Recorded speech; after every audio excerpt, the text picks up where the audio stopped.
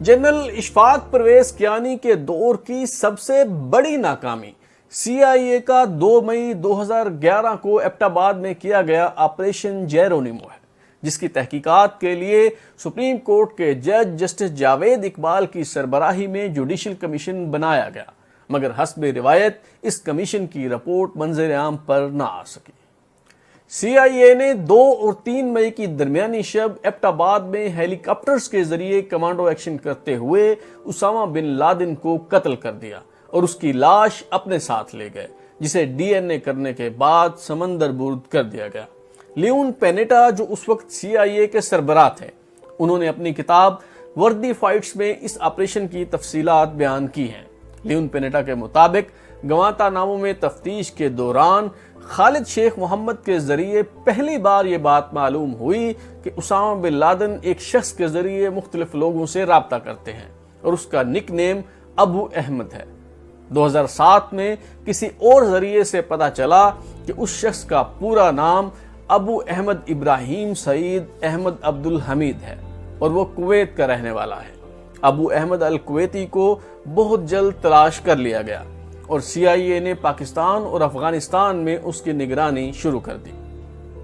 27 اگست 2010 کو سی آئی اے نے ابو احمد الکویتی کو ایبٹ آباد کے ایک قلعہ نما گھر میں داخل ہوتے دیکھا۔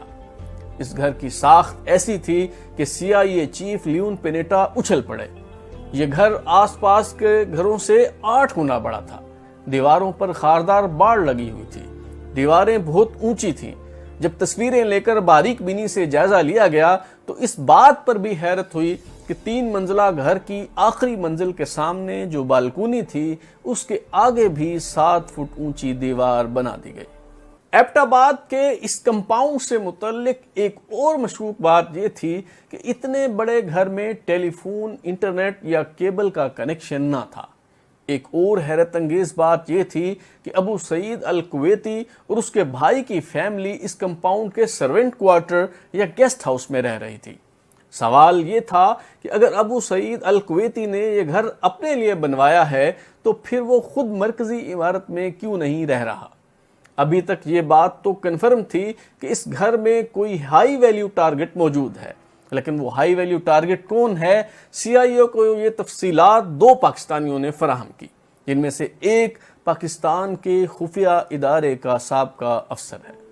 سی آئی اے نے ایبٹ آباد کمپاؤنڈ کے مکینوں کی تفصیل معلوم کرنے کے لیے یو ایس ایڈ کے ذریعے پولیو کے قطرے پلانے کی جعلی مہم چلائی، جس کے لیے ڈاکٹر شکیل آفریدی کی خدمات حاصل کی گئی۔ یہ بات تو آپ سب جانتے ہیں، مگر سی آئی اے کو اسامہ بن لادن سے متعلق معلومات فراہم کرنے والا آئی ایس آئی کا ایک ریٹائرڈ افسر ہے، جس کی طرف ایچ جی کیسلنگ نے اپنی کتاب the I S I of Pakistan میں اشارہ کیا ہے۔ بتایا گیا ہے کہ ایبٹ آباد آپریشن کے بعد آئی ایس آئی کے ایک کرنل پاکستان سے فرار ہو گئے اور اب وہ امریکہ میں رہائش پذیر ہیں۔ آئی ایس آئی کے سابق سربراہ lieutenant general retired Asad Durrani نے بھی اپنی کتاب سپائی کرونیکلز میں اس کرنل کا ذکر کیا ہے۔ جنرل ریٹائرڈ اسد درانی کہتے ہیں کہ ریٹائرڈ فوجی افسر جس کا تعلق خفیہ ادارے سے ہے، اس نے سی آئی اے کو اسامہ بن لادن سے متعلق معلومات فراہم کی۔ جنرل درانی نے کہا کہ وہ اس شخص کا نام اس لیے نہیں لے رہے کہ وہ اس بات کو ثابت نہیں کر سکتے اور اسے پبلسٹی بھی نہیں دینا چاہتے۔ مجھے نہیں معلوم کہ اس نے $50 ملین میں سے کتنی رقم لی، لیکن وہ پاکستان سے غائب ہے۔ سی آئی اے کے لیے کام کرنے والا یہ فوجی افسر کون ہے؟ اگر جنرل اسد درانی کی اس کتاب کو ایبٹ آباد کمیشن رپورٹ کے ساتھ ملا کر پڑھا جائے تو یہ معمہ حل کیا جا سکتا ہے۔ انگریزی اخبار ڈان میں 9 جولائی 2013 کو شائع ہونے والے ایبٹ آباد کمیشن رپورٹ کے اقتباسات کے مطابق میجر عامر عزیز، جو حاضر سروس افسر تھے اور جن کا گھر اسامہ بن لادن کے گھر کے سامنے ہے، انہوں نے بتایا کہ آئی ایس آئی سے ریٹائرڈ لیفٹیننٹ کرنل سعید اقبال کئی بار ان کے گھر آئے اور چھت پر جا کر پالتو جانوروں کی تصویریں لینے کے بہانے اس کمپاؤنڈ کی تصویریں بنائیں۔ ان کے پاس بہت جدید کیمرہ تھا۔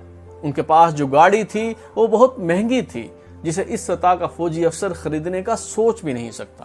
بلٹ پروف گاڑی میں نائز کنٹرول سسٹم لگا ہوا تھا۔ کرنل سعید اقبال ایبٹ آباد آپریشن کے بعد امریکہ چلے گئے اور اب وہاں عیش و عشرت سے جی رہے ہیں۔ ان کے بیٹے پرویز مشرف کے ADC رہے اور ریٹائرمنٹ کے بعد دبئی میں ان کے ساتھ مل کر کاروبار کرتے رہے ہیں۔ امریکہ کے چنیوک اور بلیک ہاک ہیلی کاپٹر نے 11 بجے افغانستان سے اڑان بھری۔ 1 گھنٹہ 20 منٹ پاکستان کی فضائی حدود میں پرواز کرنے کے بعد 12:30 بجے یہ ہیلی کاپٹر احمد آباد پہنچ گئے۔ PMA کاکول اکیڈمی سے 4 کلومیٹر کے فاصلے پر اس کمپاؤنڈ میں کارروائی مکمل کی اور بحفاظت واپس افغانستان پہنچ گئے۔ 3 گھنٹے پاکستان کے ریڈار ہی نہیں، محافظ بھی گہری نیند سوئے رہے اور انہیں کانوں کان خبر نہ ہوئی۔ کیا یہ ممکن ہے؟ H.G. کیسلنگ اپنی کتاب میں بتاتے ہیں کہ کور کمانڈرز نے بھی جنرل کیانی پر شدید تنقید کی اور پاکستان کی عسکری تاریخ میں پہلی بار جنرل کیانی نے استعفیٰ دینے کے بارے میں سوچا، لیکن یہ فیصلہ اس لیے نہ کیا جا سکا کہ کہیں اس کا مطلب یہ نہ لیا جائے کہ اسامہ بن لادن کو فوج نے چھپا رکھا تھا۔ ایبٹ آباد آپریشن پر پارلیمان کا ان کیمرہ اجلاس بلایا گیا اور بریفنگ کے دوران ISI کے سربراہ جنرل احمد شجاع پاشا نے فراخ دلی کا مظاہرہ کرتے ہوئے کہا، غلطی ہوئی، معافی مانگتا ہوں، استعفیٰ دینے کے لیے بھی تیار ہوں، مگر سیاسی قیادت نے شکریہ ادا کرتے ہوئے یہ پیشکش قبول کرنے سے معذرت کر لی۔ جنرل کیانی کے 6 سالہ دور میں خاموشی کو اظہار کا ذریعہ بنایا گیا اور نہ صرف جنرل کیانی چپ شاہ کے نام کے طور پر مشہور ہوئے بلکہ ISPR نے بھی کم گوئی کی روش اپنائی۔ مگر ان کے جانشین جنرل راحیل شریف کا دور کیسا رہا، اس حوالے سے بات ہوگی اگلی قسط میں۔ سبسکرائب کریں، لائک کریں، اپنا فیڈ بیک دیں اور دیکھتے رہیں ہمارا چینل ترازو۔